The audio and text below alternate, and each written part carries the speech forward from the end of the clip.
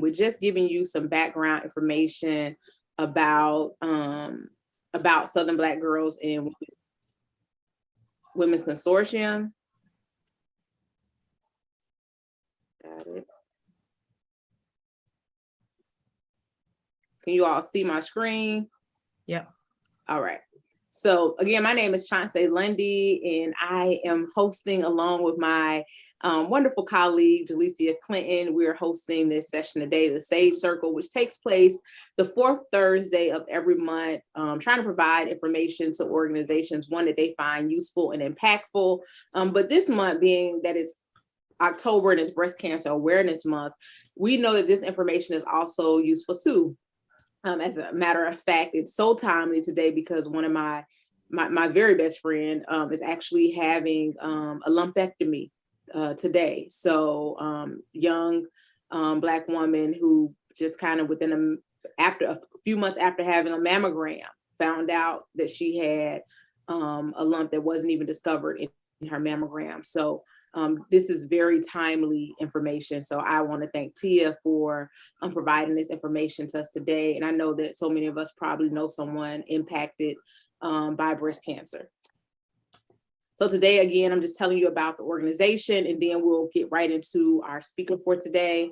A little bit about us. So our vision for Southern Black Girls and Women's Consortium, it really is a network. We call it a collective of funders, activists, and community leaders who we really are trying to move forward Black girls and women in the Deep South. We're just a network of over 200 organizations, and we see ourselves as an intermediary funder. We have 4 anchor institutions. The visionary founder for the organization is Latasha Brown. Some of you may know her because she's also the co-founder of Black Voters Matter, but she's the visionary founder. And she brought together 3 other women, Felicia Lucky of the Black Belt Community Foundation, Margot Miller of the Appalachian Community Fund, and Alice Jenkins of the Fund for Southern Communities. These women are already funding organizations in the Deep South. So they brought together their expertise to anchor the Southern Black Girls and Women's Consortium. Our model is rooted in love, joy, and self-determination. And if you know anything about us, you know that during the month of August and September, we actually went to spread joy to over 8 cities and 5 states on what has to be the pinkest bus in America on a tour, Joy is Our Journey. And on that tour, we really were centering Black girls and women, and that's how we do our work. We center Black girls and women to improve the quality of all of our lives for our communities and for ourselves. Here are some of our values: Black, women, and girl-led. So the organizations that we fund are either Black women or girl-led, or the programming that exists at that organization is led by a Black woman or girl, and gender expansive youth. Community-led programming, self-determination. I won't read everything because it's right here on the screen for you, but these are our values. We're really intentional about who we fund. And one of the things that's different from us is that we're disrupting the way that philanthropy is done in the South. And the reason why we're doing that is because we know that there are some people who may not have the necessary structure or what I would say the 501c3 or anything like that. But what they do have is they do the work. And so we want to make sure that those organizations are funded as well. So we have a new funding model that we talk about, girl-centered philanthropy. We put girls at the heart of this model. And then we also look at girl serving organizations and then our anchor institutions. So that's how we look at our funding.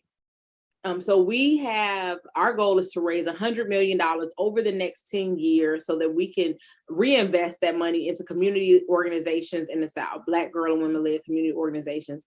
Now, why is this important? We found out through a study from the Southern Black Rural Women's Initiative. There was a study that was commissioned, and what we found is that of the almost $5 billion that goes to philanthropic organizations in the South, less than 1% goes to Black girl and women-led organizations. So again, we're talking about nearly $5 billion, Black women and girl-led organizations, or Black women and girls in general, we're invested in at a rate of less than 1%. And we all know that the largest concentration of Black people in general is in the South. So we are doing this through 4 funds. The one that people hear about the most is our Black Girl Dream Fund. I mean, if you go on our website under grants and opportunities, the Black Girl Dream Fund is actually open now. through October 31st at 11:59 p.m. So you can apply for the Black Girl Dream Fund for your organization. But we also do things like the Black Girl Joy Challenge through that, where girls get a set amount of money, small mini grants to implement projects in their communities that bring joy. There's the Black Girl Defense Fund, and the Collaborative Partnership Philanthropy Fund, and the Innovation Fund. Our Grant for Life philosophy, one of the things that we heard from one of our listening sessions, because before this was even really starting to establish, we went around and we listened to what Black women and girls wanted. And so one day said, I would create a model village where girls are loved and supported and not traumatized by being constantly chastised for their behavior and decisions. So everything that we do it from a space of joy. We're creating space for Black girls to dream dreams wide enough for joy. And with that, I will turn it over to Jalecia so she can introduce our speaker. All right, so today we have a breast cancer survivor, an advocate, and the founder of My Breast Years Ahead Sisterhood. And she's also the co-founder of My Style Matters, of a nonprofit organization based out of Atlanta, Georgia, that provides those that are disproportionately impacted by breast cancer. Please welcome Ms. Tia Harris. Hello, everyone. And as what I like to say is we say, hey, girl, hey, have you checked your breast today? I love that. So I'm going to go ahead and share my screen and we'll get started. All right. Can everyone see my slides? I just want to make sure. Yes. We're all good. Awesome. Well, as I said, I'm Tia Tomlin Harris, and I'm going to be talking to you today about how to take action with your own breast health.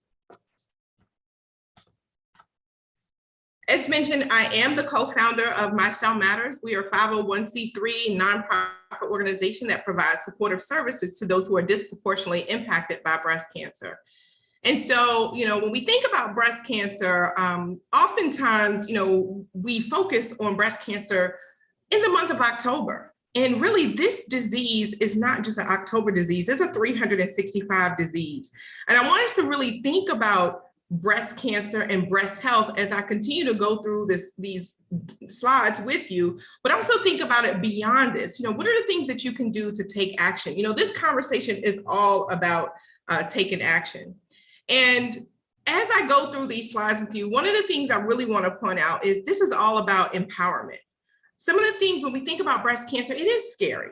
It is really, really scary, especially when we're going to get our mammograms and we're just kind of sitting waiting to hear, did they find something abnormal in our breast? So I'm not here to put fear in you, but I'm here to empower you so that you can take control of your breast health and do what you can to lower your risk for breast cancer. Or if there's a situation that you're having with your breast, or even maybe you are being diagnosed with breast cancer or have been diagnosed with breast cancer, you know what steps that you can take to make sure that you get the quality of care that you need. So let's go into why does breast health matters? And I want to just share some statistics with you.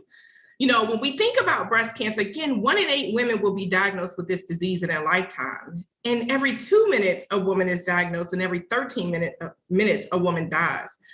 But that's for women. We tend to think of this disease as it's all about women. And while women are more impacted by this disease, the truth of the matter is it's a people disease. When we look at men can get breast cancer too. As a matter of fact, 1 in 833 men will be diagnosed with this disease in their lifetime.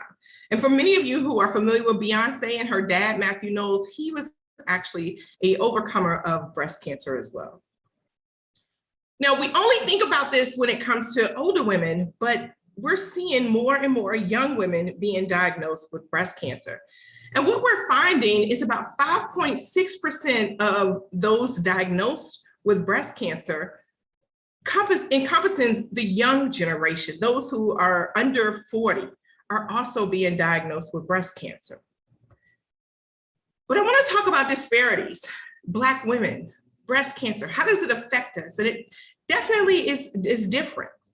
When we look at the disparities, Black women are 3 times more likely to be diagnosed with an aggressive form of breast cancer. We're also more likely, when we're diagnosed with this disease, we're more likely to find that this disease have actually spread beyond the breast, which means it's a later stage. And then under the age of 35, we're 2 times more likely to be diagnosed and 3 times more likely to die. And sadly, we're 39% more likely for this disease to come back. After we've rang the bell, we've celebrated, we've told all of our friends, we're excited that we've overcome the disease, but unfortunately, Black women are 39% more likely for this disease to come back. So hopefully by now you can see how important this conversation is. Let's talk about this, the death rate, which is even sadder. For Black women, it's 41% across the US. And in my backyard here in Atlanta, Georgia, we're 45% more likely to die from breast cancer. And what in the past couple of years, what they found is breast cancer is now the leading cause of cancer-related death in Black women. It has now surpassed lung cancer. In 2015, I became a statistic, not only once, not only twice, but a number of times. I was female, Black, young. I found the lump myself by doing a self-breast exam. I was diagnosed with an aggressive form of breast cancer. And yes, in 2019, I was told that the cancer had come back. Now, there was a study that was done and they asked many questions of Black women, 3 questions, and they said, do you find this to be important? Is breast health and breast cancer important to you? And 92% of the women, Black women, said yes. Then they asked them, are you having conversations with your friends and your family? Only 25% of those individuals said, I'm actually having conversations about it. So let's talk about what's in our breast. Before we jump right into breast cancer, we need to understand the breast and the anatomy of the breast. What's in our breast? When we look at our breasts, we have a few things going on. We have what we call lobules, and they look like these little grape-like structures, as you can see in the picture here. They're glands that actually produce milk. Then we have the ducts, and the ducts are like tubes that carry the milk to the nipple. And everything else around is actually the connective tissue that's holding things together within the breast. Well, typically when a person is diagnosed with breast cancer at an early stage, it either starts in what we call the lobules or the ducts, those grape-like figures, or think of it as a balloon with a straw that's sending the milk to the nipple. But cancer can spread beyond that. And as it begins to spread, that's when we start to hear that it's a later stage of breast cancer. But another place that we want to focus on, we talk a lot about the breast, but we don't talk enough about the lymphatic system. And one thing that's important about the lymphatic system, it is really key to our immune system. It's where in the lymphatic system, we're collecting all the junk, all the bacteria, the toxins, and it's processing them to actually eliminate them from the body. And what happens typically when a woman is diagnosed, when it becomes a later stage, the cancer will travel into the lymph nodes. So we want to keep that in mind as we go on and have more conversation about breast cancer. Think about the lymphatic system and the lymph nodes, and we'll talk a little bit more about that. So let's jump into breast cancer. Now that we understand kind of the anatomy of our breast, let's talk about breast cancer. So what really is breast cancer? Well, when we look at our cells, there's normal cell development, as you can see in the picture on the left-hand side. 1 cell becomes 2 cells, 2 become 4, 4 become 8. That's what we call cell division. They continue to multiply, they grow and they divide, but they know when to stop growing, and over time they die. That's normal cell development. But what happens when it's abnormal, what happens is there's some kind of damage that happens to the DNA within those cells, and we call that a mutation. Well, when we have too many mutations, these cells grow out of control. They don't know when to stop growing. They just keep growing, and then they get out of control, and then it becomes a tumor as we know it. Well, I'm not going to go too heavy into this particular slide, but I just want you to be aware there are different types of cancer. So there's some cancers that are breast cancers that are non-invasive, which means they have not spread beyond the breast tissue. And then there's some breast cancers that are actually invasive, which means it has spread beyond the breast tissue. Let's talk a little bit about that. So these are the invasive breast cancers, and this is where we get into the different stages when it comes to breast cancer, where when you hear if someone ever says, hey, I was diagnosed with invasive ductal carcinoma, or IDC. What that means is the cancer actually has spread beyond the ducts, but it's in the surrounding tissue. It has not moved outside of the breast. It's just still contained within the breast, but it's also affecting not only the ducts, but the connective tissue around the breast as well, the breast tissue. So you can see it can happen in the ducts, the lobules, and then there's inflammatory breast cancer, which really affects the lymphatic system. Now, there's also subtypes of breast cancer. So it's whether it's hormone-based or not hormone-based. And sometimes when a person is diagnosed with a hormone-based cancer, such as ER/PR, which about 70% of breast cancer diagnoses are the ER/PR positive breast cancers, doctors tend to say, oh, you have the best one. If you're going to have anyone, that's the best one. Well, no cancer is good to have. But the reason why they say it's a better cancer is because they have more treatment options for that particular subtype of cancer. They know how to address those receptors and cut off those receptors and stop that cancer from growing through the chemotherapy. So when we talk about receptors, think of it as a lock and a key, right? So on the receptor, on the cancer cell, it would be the lock. And the chemotherapy or the modalities that they're using to turn those cancer cells off would be the key. The problem when it comes to triple negative, which is not a hormone-based cancer, about 22% of women who are diagnosed with breast cancer actually have triple negative breast cancer. And it is a very aggressive form of breast cancer. And that's the one I mentioned I was diagnosed with. Well, the problem with that is it's not hormone-based. So they don't have a direct therapy. They don't know what's actually feeding that cancer. They do have drugs that they're using, but they don't have the situation of a lock and key where they can truly turn it off, directing to those cells. So they do give you chemotherapy to help address it, but it's not a direct targeted therapy for that particular type of breast cancer. So we hear early detection, it's Breast Cancer Awareness Month, and we're hearing that go get your mammograms, early detection. So what does that really look like? Well, here we have breast cancer, and there's different stages of breast cancer. There's stage 1 through stage 4. When we look at stage 1, what we're finding is the survival rate is 98% when you're diagnosed with stage 1 breast cancer. But when we prolong it, we don't find it, we wait, whatever the case may be. If it's found at a later stage of stage 4, the chance of survival is 28%. So what we're saying is the sooner we find it, the more treatment options we have, the better the chance for survival.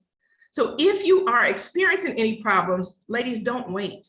Don't hold off and say, oh, I'll take care of it later. And oftentimes what we tend to do, especially as Black women, we chalk it up to, I'm just getting old, right? I'm just getting old, but that's not necessarily always the case. And we definitely need to take action and go get ourselves checked. The other thing I want to say is don't let not having insurance be a barrier of you not taking care of your breast health. There are a number of free mammogram services that are out here, that different organizations, different health centers that can actually help guide you to get a mammogram. The worst thing that you can do is prolong being seen. And sadly, due to the pandemic, they're expecting to see more and more women be diagnosed with later stages. And as a matter of fact, since I'm talking about later stages, let's talk about metastatic breast cancer really quickly. When we think about women who are diagnosed at an early stage, as I mentioned before, the stages 1, 2, and even 3, what they're finding is 1 in 3 of those women will later go on to develop stage 4 breast cancer, which is an incurable breast cancer. It means you're going to be on treatment for the rest of your life. Black women are 61% more likely to develop metastatic breast cancer. And when we think about de novo means the very first time that you get diagnosed and you go to the doctor to get checked, it's already at stage 4. 5% of those who are diagnosed with metastatic breast cancer are diagnosed at de novo. But when it comes to Black women, sadly, we have a 58% higher rate than white women of being diagnosed with de novo disease. So I talked about early detection. So what does that look like? Let's talk about screening. And this is what we call standard of care. First and foremost, you are the first level of defense. We have got to check our breasts by feeling them, touching them, looking at them, letting our breasts know that we love them and we're here to help save our lives by constantly checking our breasts. It helps us to know our normal. What is normal for you? What is normal, what it feels like, and what is normal, what it looks like. And if you do notice any differences, as I mentioned before, don't wait, don't hesitate, make sure you go and you report it.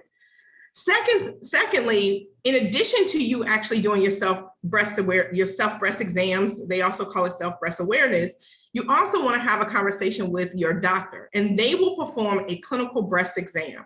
They're doing the same thing that you're doing. The only difference is they do a lot and they're the experts and they know what to look for.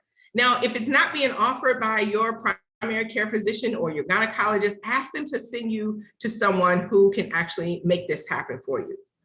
Now, these two things are very important. They're very critical, but they should not be done in place of a screening. Rather, it should be done in addition to a screening. And when we talk about screening, we're talking about mammograms. Now, standard of care is if you're 40 to 44, you definitely want to start getting your mammograms every year. If you're 45 to 54, you should be getting your mammograms every year. And if you're 55 to 74, you can have a conversation with your provider to determine whether you're going to continue them on a yearly basis or go every other year. And then if you're over the age of 75, they really don't recommend it. Now, this is for a person who does not have a high risk of breast cancer. Now, if you are at high risk, meaning you have a genetic mutation or you have a family history of breast cancer, then you may be considered to be high risk, and you want to have a conversation with your doctor so that they can come up with a breast health monitoring plan for you. And what they would typically do is they would start at age 30, and you would start getting not only mammograms, but you will also get breast MRIs. And if they're finding other issues going on with your breast, then that's where they may, do ultrasounds or sonograms, again, biopsies, and then PET scans. And when you're starting to get down to the biopsy and PET scan, that's when it may be, they may have found something that's really concerning, and they want to make sure that they can rule it out of being breast cancer. Now, another thing that's important that we need to know, especially as Black women, is dense breast tissue. And 7 out of 10 women who have been diagnosed with breast cancer actually have dense breast tissue. And this is a risk factor for breast cancer. When you look at these two different images, and this is what it looks like when a mammogram is conducted, what the doctors are actually seeing. Now, a breast that has fatty breast tissue, it's not as fibrous as you can see here. Now, you see in the middle of this particular breast, you'll see a white spot inside the red circle. That is cancer. But when you look at the dense breast, what you actually are seeing, the tumor is larger in the dense breast. But when it's dense breast, you can see it doesn't have as much fatty, it doesn't have all the fatty tissue and the fibers. So that's a dense breast starts to look white, just like a tumor. And the problem with that is it can be hidden on a mammogram. As a matter of fact, up to 40% of cancers through a mammogram were undetected because of this reason. So what typically happens is if you have dense breast tissue and there are some concerns, the doctor will order up an ultrasound. The only way to know whether or not you have dense breast tissue is you have to do a mammogram, and it should be on your pathology report. And this is why it's important for us as women, as Black women, to read our medical records. Even if your doctor doesn't communicate that to you, make sure you're reading your medical records and ask the question, do I have dense breast tissue? And if so, are there any additional screenings that I should be doing to just make sure, especially if you have a family history of breast cancer? Now, let's talk about self-breast exams. As I mentioned before, you are the first line of defense. And this is something that, the industry has been talking about getting away from simply because they didn't find statistically did not find the value in it. But a lot of us are begging to differ, and we're saying, no, we're getting younger and younger being diagnosed with breast cancer, and we need to make sure that we're checking our breasts. If we're not looking at them, we're not feeling them, it puts us at a greater risk of being diagnosed with the disease if cancer is in our bodies at a later stage. And what happens is we see women will go and get a mammogram, and then they prolong or they don't check their breast until the next mammogram. So they're heavily reliant on the mammogram, but they're not checking in between. We've also seen women who actually have a mammogram done, and then 6 months later, they get diagnosed with breast cancer. They're wondering, well, what happened? I just got screened. And it's so important for us to keep checking our breasts. And one thing that's really critical to know is our breast tissue is very immature. is very vulnerable, and it's very complex because it's constantly changing over our lifetime. From the time that we're in our mother's womb to the time we start to bud, to the time we have our first full-term pregnancy, we go into menopause, we get older, our breasts are constantly changing. So we really need to check them all the time to know what's normal for us, what it looks like and what it feels like. Now, as we go on and we start to check our breasts, when we talk about breast cancer, tumors come into different sizes. I actually had a woman who called me earlier this week, and she had 2 masses in her breast. One was the size of a walnut in one breast, and the other one was the size of a lime in the other breast. And she had not been doing self-breast exams.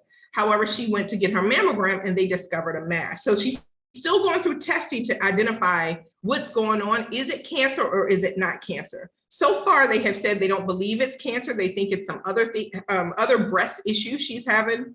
But I'm just bringing this up to, bringing it to your attention. And she has a large breast. But it's very important for us to really be checking our breasts so we know what's going on in our breasts. And we want to be familiar by checking our breasts so that we're not feeling it when it becomes a lime size, but yet we can detect it even at an apple seed size when we really are checking our breasts on a frequent basis. So here's the thing.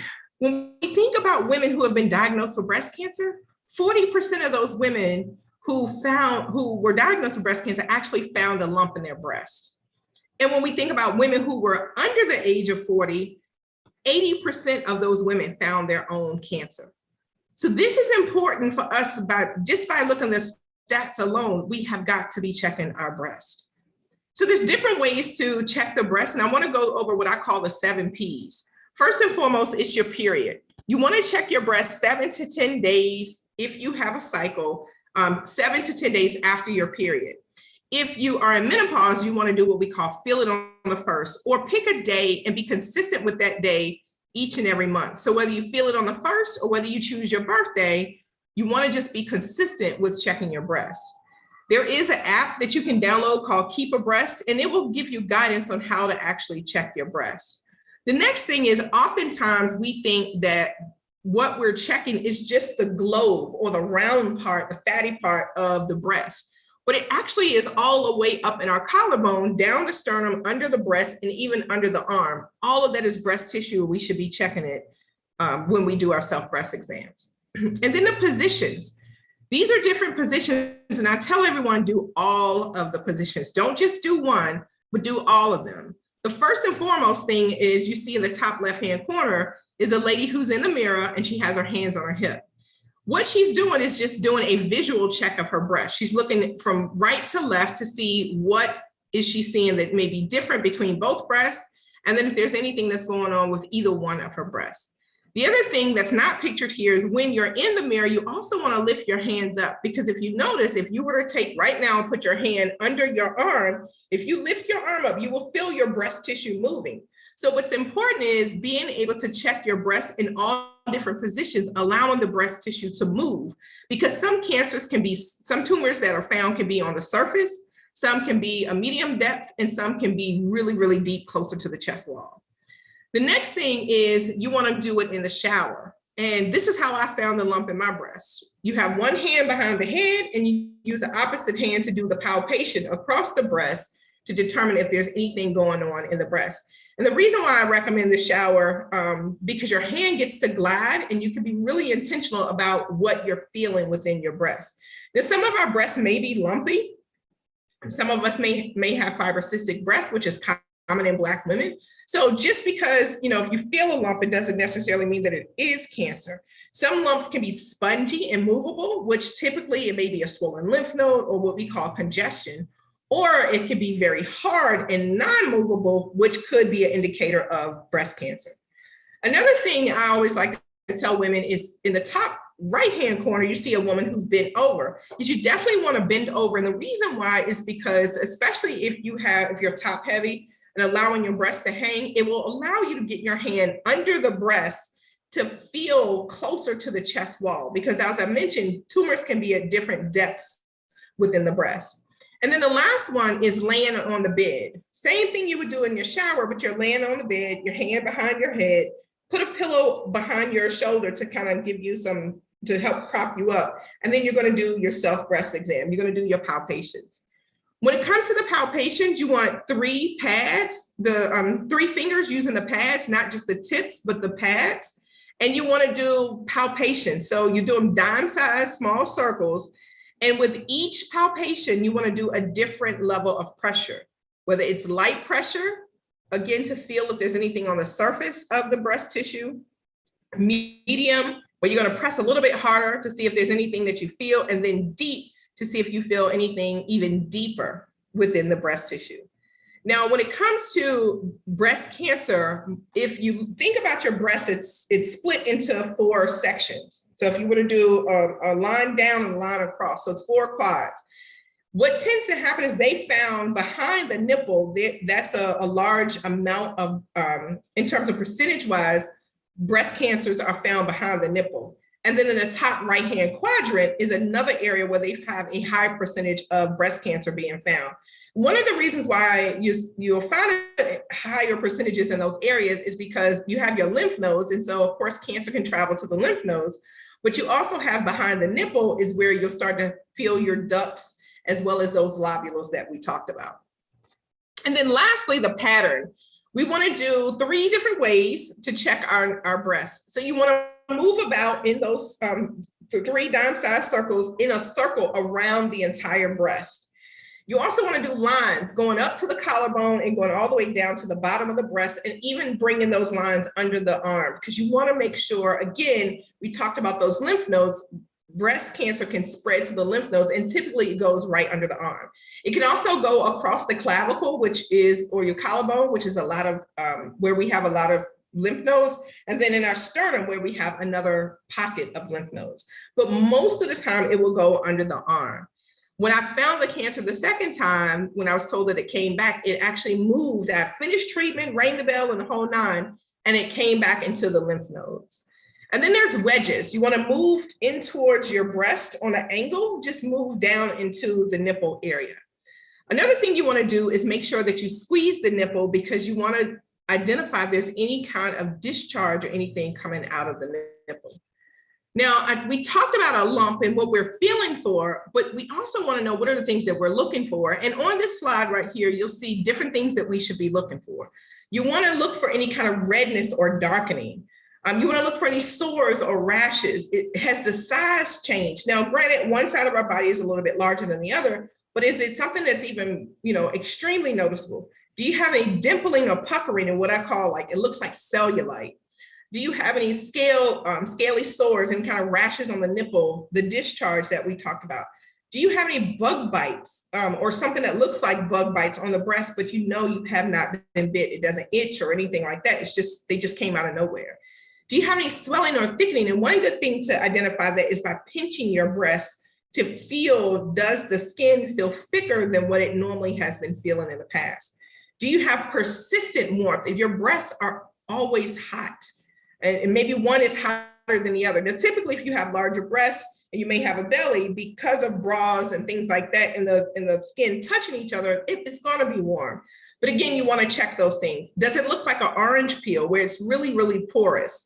Do you have persistent pain in one spot? Do you have persistent itching in one spot? Have you noticed a change in the vein pattern? Because what's happened is that tumor is getting blood supply. And then again, as we talked about, the lump. So these are things you want to look for as you're doing your self-breast exams.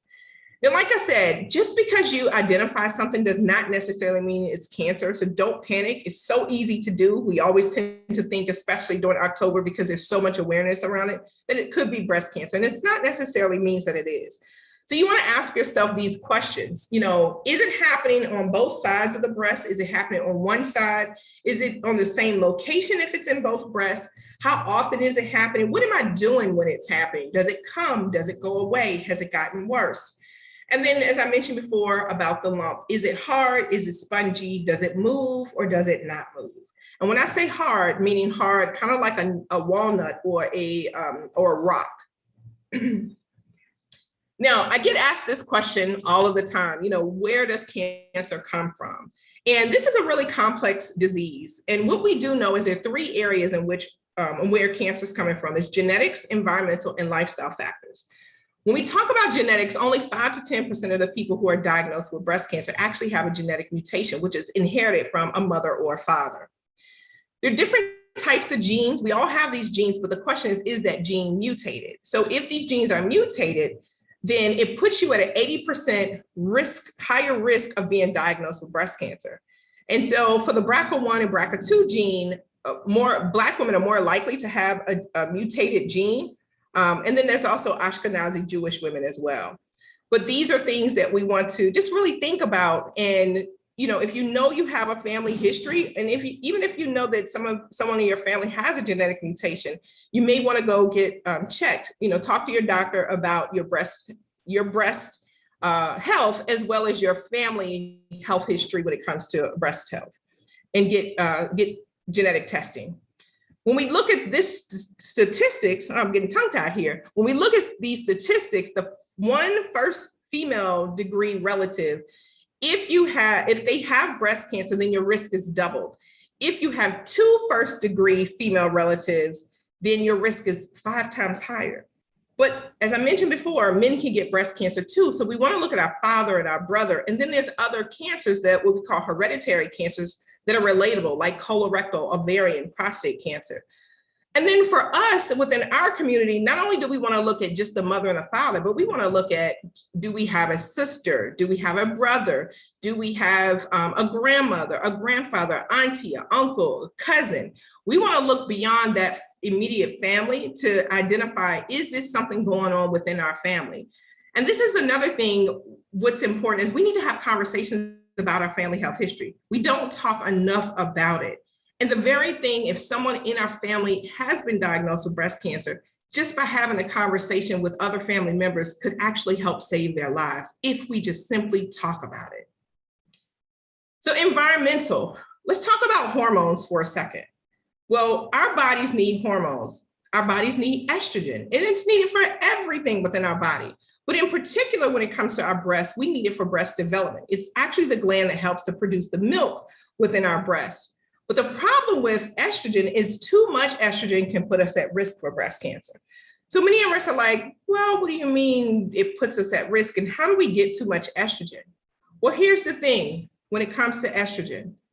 All of these things that you see right here on this slide can cause our estrogen levels to increase. And our bodies will think we have more estrogen. And when we have too much estrogen, it puts us at a greater risk for breast cancer. So one of the things is food. Think about the foods that we're eating. And for example, chicken and how we're plumping up chicken, or even in our water sources, body fat. The more fat that we have on our body, the more it fuels the estrogen. There's chronic stress. Well, it doesn't cause cancer, but it causes other things to happen to us, which can then in turn affect our estrogen levels. Our gut health, birth control, hormone replacement therapy. The earlier that we have a period, the greater the risk becomes. The later that we are in having our first full-term pregnancy, the greater the risk becomes. The same thing with menopause. And then there's personal care items. You all may have heard the recent news that came out about perms, hair straighteners, and how it's causing uterine cancer.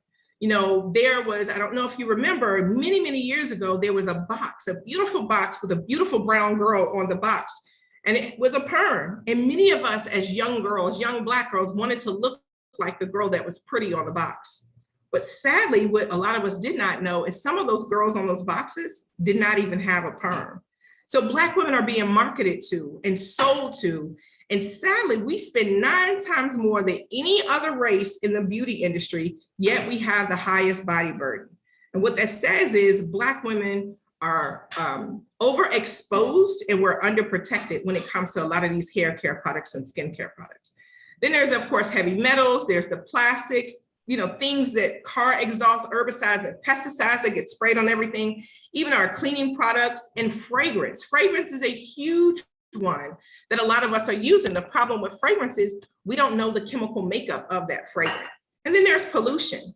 And a lot of these things have what we call EDCs, or endocrine disrupting chemicals, that act like estrogen, and it affects our hormone system.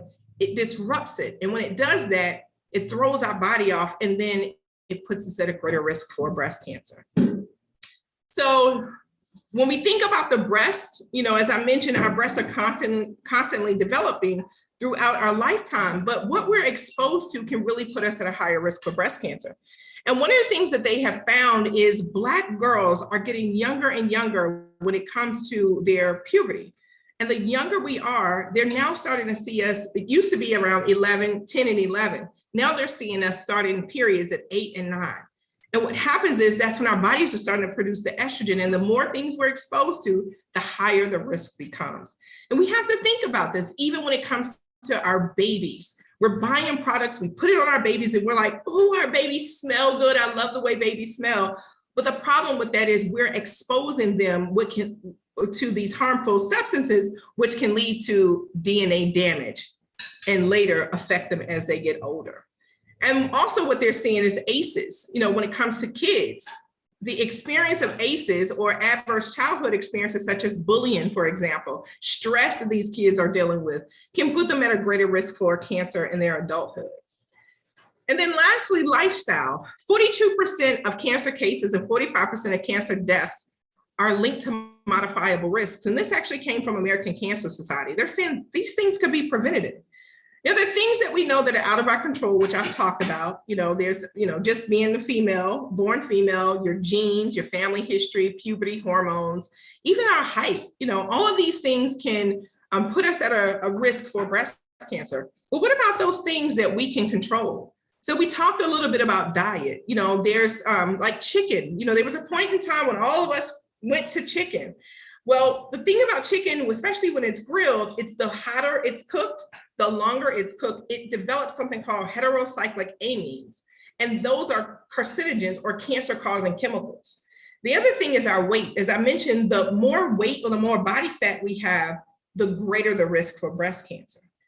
The more that we're sedentary, the greater the risk for breast cancer. When we don't move our bodies, we don't exercise. And exercise is not just important because we know, hey, we need to exercise, but it also goes back to the lymphatic system. It helps to move that lymph because the lymphatic system does not have a pump like our heart does for the circulatory system. You are the pump and you have to move it. So that's what is going to help to get those toxins and junk out of your body that you've been exposed to. And then the stress, we talked a little bit about the stress, rest. The World Health Organization is looking at how night shift is a possible carcinogen because it's not allowing our bodies, when we're up at night, we're not getting enough melatonin. Melatonin is something that we need to help ward off cancer. But when the light is on, or even children or people, adults having these LED lights in their home, having their cell phones, their computers, their televisions, and all of these things on, it's disrupting us from getting enough rest. And therefore our bodies see the light and think it's daylight. And so we're not producing enough melatonin. Same thing with smoking. Smoking puts us at a greater risk for breast cancer, even down to the hookahs that a lot of us are having. And then alcohol, we love that glass of wine, but it put us at a greater risk. Vitamin D, when it comes to vitamin D, many of us are deficient as Black women. So definitely have a conversation with your doctor about vitamin D. Talk to them about taking vitamin D and vitamin K to help your body absorb the vitamin D. And then the toxins, the things that we were talking about. So I want to jump into the toxins really quick before we wrap up. There was a study called the Sister Study. And what they did is they looked at women who had a sister that was diagnosed with breast cancer. They did not have breast cancer, the participants, but they looked at, did they dye their hair every 5 to 8 weeks over the course of a 12-month period? What they found strikingly is that Black women were 60% more likely to develop breast cancer, and white women were only 8% more likely to develop breast cancer.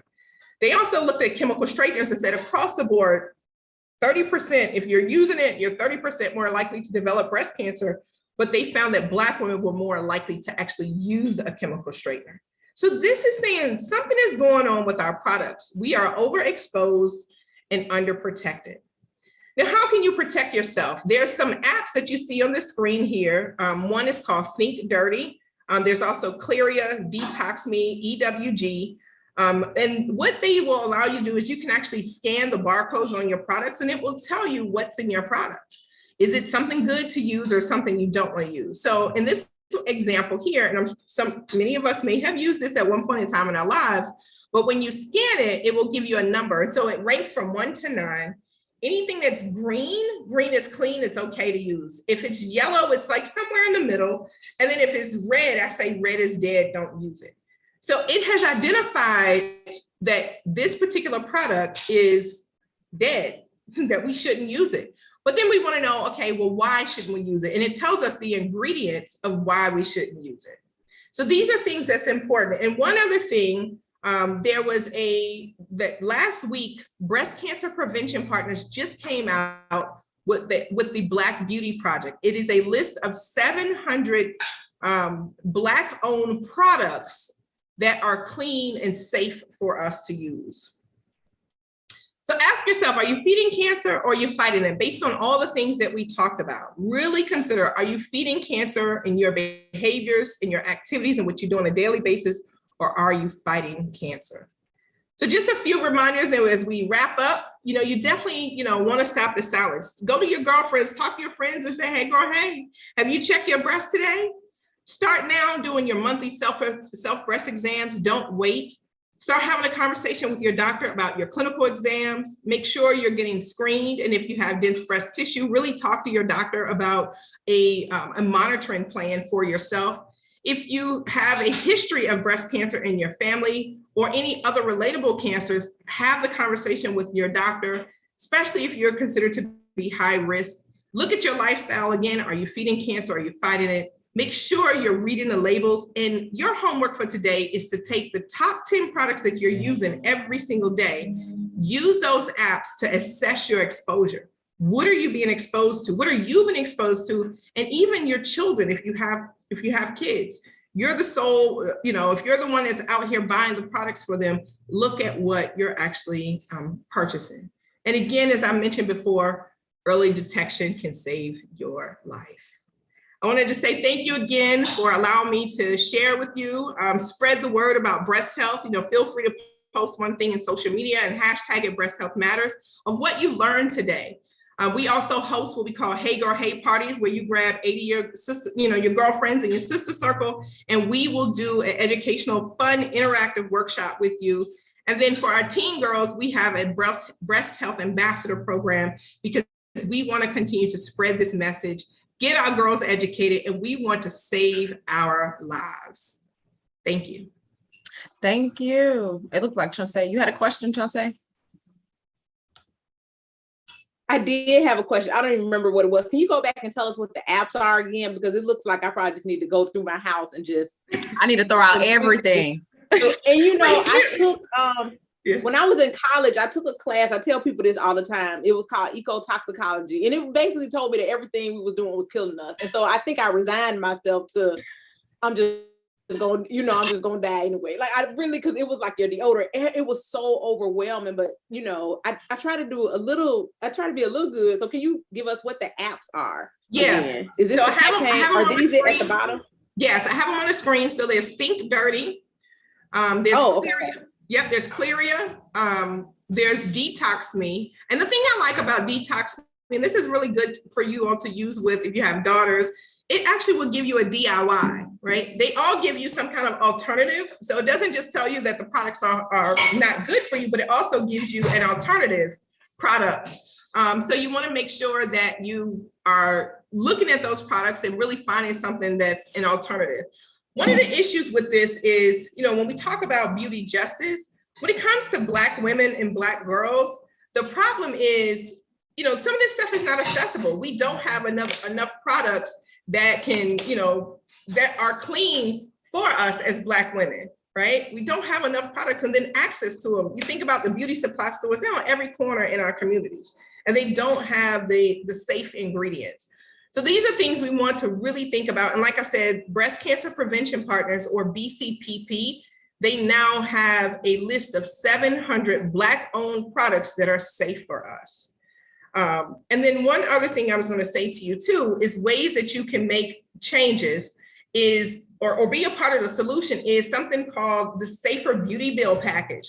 We're really trying to get our legislators to make changes so that we're not exposed to these harmful chemicals, especially Black women, and especially those who work in salons. California has recently passed laws. Since 2020, bills have been passed. But prior to that, and that's only California, prior to that, it was 1938 since a law was passed to make sure that these chemicals that's in our products are safe. And that's a problem. This is awesome. Jaleesa, you want to close us out, or you want me I was to? gonna say, any other questions before we wrap up? Yeah. Someone said I need to throw everything out. That was me. Well, here's the thing. It can be overwhelming. It really can. So I say take baby steps. Minimize your exposure to those products. If you do a full face, maybe just do a lippy and the eyeshadow, right? Or an eyeliner. And then start looking at when it's time to replenish those items, replace it with something that's clean. Yeah, baby steps. Okay. Thank you so much. We're going to announce the next one. The next one will be on December 1st. What is it? Strategic planning. Is that correct, Yes. Shantae? Yes. So since the fourth Thursday is Thanksgiving, Mhm. and we know that people probably will be enjoying their family and their Thanksgiving plates. We want to make sure that we give you something on December 1st, and that's kind of cover kind of November and December, and we'll be doing strategic planning for organizations, and we won't have another one again until January. So mark your calendars for December 1st at 1 p.m. Eastern Standard Time. And there is a question for you, Tia, if you could post your contact information again. And are there any other questions? You did a phenomenal job. This was super informative. I mean, we're definitely going to replay it. I went over to YouTube to see it playing too. So it was it playing? Yeah, it was playing. It's like a little about 10 or 15 second delay, but which is good. But it's playing on YouTube. And so we can replay this. And so we're going to make sure that this message gets out because more of us need to hear it. So we appreciate you taking the time today. Thank you. Any other questions?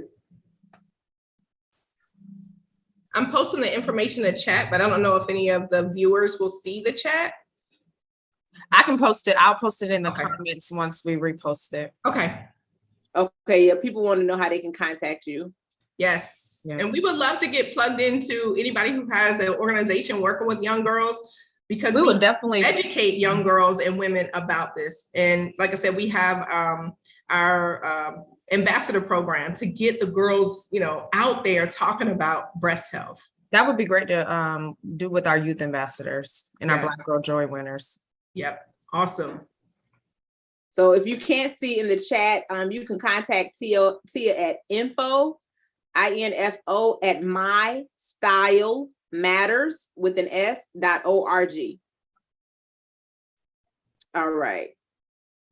Well, if that's all, thank you again, Tia. Thank you so much, Jaleesa. We'll see you all on December 1st as we talk about strategic planning. Awesome. Take care, everyone. You too. Bye-bye.